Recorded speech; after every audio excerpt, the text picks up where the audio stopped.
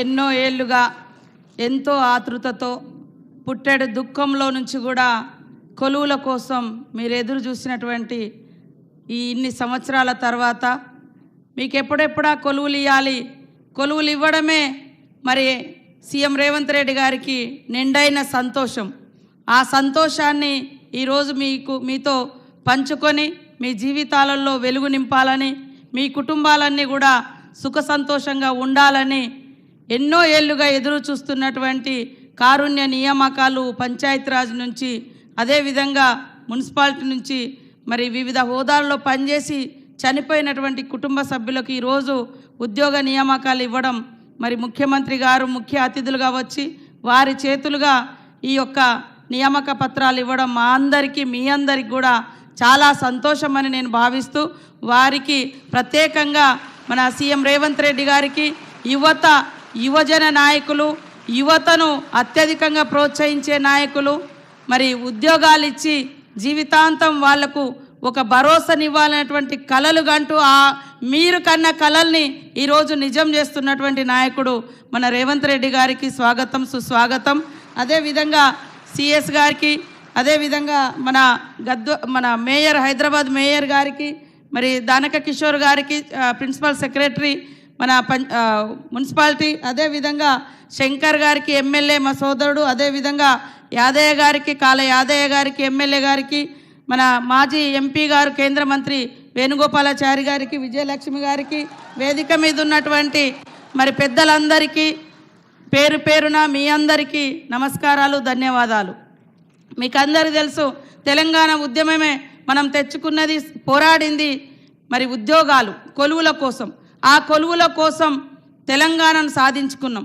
అంతకుముందు కూడా పోరాటం చేసి అసూలు బాసింది తెలంగాణ ఉద్యమంలో యువకులే.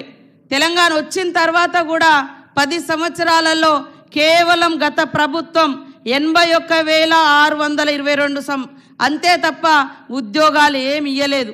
వాళ్ళు కనుక నిజంగా గత ప్రభుత్వం ఉద్యోగాలు ఇచ్చుంటే ఏండ్ల కొద్దీ ఇళ్లల్లో కుటుంబ సభ్యులను కోల్పోయి ఇవాళ ఉద్యోగాల కోసం మీరు చూసిండే వాళ్ళు కాదు.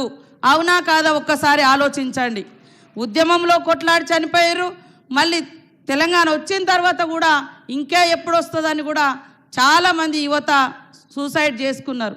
కానీ ఈరోజు మన ప్రభుత్వం, మన ఇందిరమ్మ ప్రభుత్వం, మన సీఎం రేవంత్ రెడ్డి గారి ప్రభుత్వం యువతకు కొలువులు ఇవ్వాలి. అది ఆయనకు ఒక పండుగ. ఎందుకంటే ఆనాటి ప్రభుత్వం కేవలం ఒక ఆశ చూపింది, కానీ ఆశలలో మరి ఆ ఆశలను నెరవేర్చే విధంగా ఏమాత్రం చేయలే. కేవలం వాళ్ళ కుటుంబంలో ఎవరైనా ఓడిపోయినా, ఎవరైనా ఏదైనా అయితే మాత్రం వెంటనే వాళ్ళ కొలువులు ఇచ్చారు తప్ప మన ఇళ్లల్లో కనీసం చనిపోయిన వాళ్ళకు వాళ్ళ స్థానంలో కారుణ్య నియామకాలు చేపట్టలేదు. రాష్ట్రంలో ఉన్నటువంటి యువతకు కూడా ఉద్యోగాలు ఇచ్చినటువంటి దాఖలాలు లేవు. మరి నిన్నటి వరకు చూస్తే ఇప్పటి వరకే సంవత్సరం లోపు దాదాపుగా 57,000కు పైగా ఉద్యోగాలు ఇచ్చినటువంటి ఘనత, మరి ఉద్యోగులకు సంబరాన్ని నింపి నిరుద్యోగ యువత యొక్క నిరాశలను తొలగించినటువంటి ఘనత కూడా మన సీఎం రేవంత్ రెడ్డి గారిది. అది మీ యొక్క కుటుంబ సభ్యుల్లాగా మీ అందరి ఆశలు, ఆకాంక్షలు నెరవేర్చాలి, నిరాశ వైపు పోకూడదు. వీళ్ళు ఈ రాష్ట్ర అభివృద్ధిలో భాగస్వాములు కావాలని వారు నిరంతరం ఎక్కడ ఏ ఖాళీలు ఉన్నాయన్నా వెంటనే నోటిఫికేషన్స్ ఇవ్వడం లేదా ఫిలప్ చేయడము ఈ రకంగా చేస్తూ ఉన్నారు. టీఆర్ఎస్ వాళ్ళు అంటారు మేము నోటిఫికేషన్లు ఇస్తే మీరు చేస్తున్నారని. అయ్యా 2018 నుంచి 23 వరకు ఒక్కటంటే ఒక్క జాబ్ కూడా ఇవ్వలేదు. వాళ్ళు నోటిఫికేషన్లు ఇచ్చినట్టు డ్రామా చేసుడు, ఆ ఇచ్చిన నోటిఫికేషన్ 3 రోజులలో లీక్ అవ్వడము, పేపర్ రాయకముందే లీక్ అవుతుంది, పేపర్ రాసినాక లీక్ అవుతుంది. ఇట్లా అన్ని లీకేజీల 15 ఇచ్చిరు వాళ్ళు, అన్ని లీకేజీలతోటి ఆగిపోయింది తప్ప ఒక్కటంటే ఒకటి మళ్ళీ దశలో వాళ్ళు మళ్ళీ సెకండ్ టర్మ్ అధికారంలోకి వచ్చినాక ఒక్కరికి కూడా ఉద్యోగాలు ఇవ్వలేదు.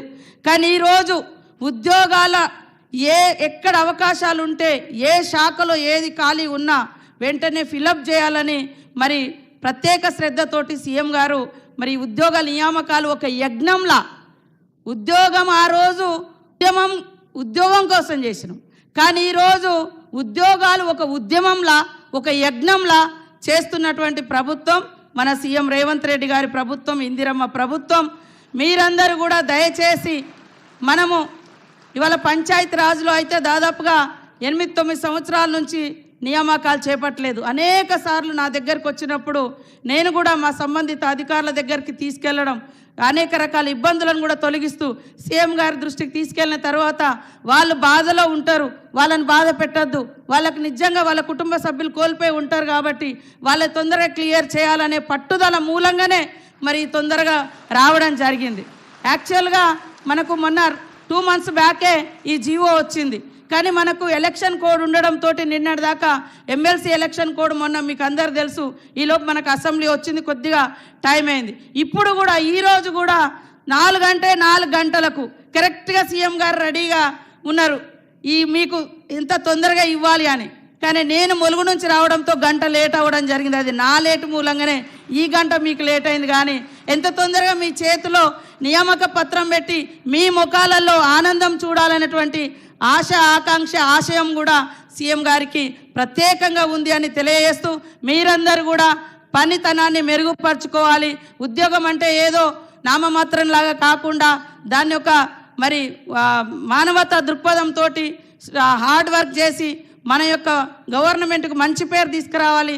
తద్వారా మీ కుటుంబాలు కూడా మీ పనితనాన్ని చూసి గల్లెగరేసుకొని మీకు సన్మానాలు చేసినప్పుడు ఎస్ మా కొడుకు మా బిడ్డ ఈ ఉద్యోగంలో మంచిగా చేశారు కాబట్టి వాళ్ళకి సన్మానాలు వచ్చినాయని, లేదా సస్పెండ్ అయితే ఎంత బాధపడతారు, మిమ్మల్ని కన్నోళ్ళు కానీ మీరు కన్నోళ్ళు కానీ ఇద్దరు బాధపడే పరిస్థితి ఎప్పుడు తీసుకురావద్దు. ఎప్పుడు కూడా మన కుటుంబ సభ్యులు గర్వంగా చెప్పుకునే విధంగా ఈ మన ప్రభుత్వానికి తోడుగా ఉంటూ మరి మంచి పని చేసి ప్రజలకు సేవకులుగా ఉండాలని మనస్ఫూర్తిగా కోరుకుంటూ మీ అందరికీ శుభాకాంక్షలు, ధన్యవాదాలు తెలియజేస్తా ఉన్నాను.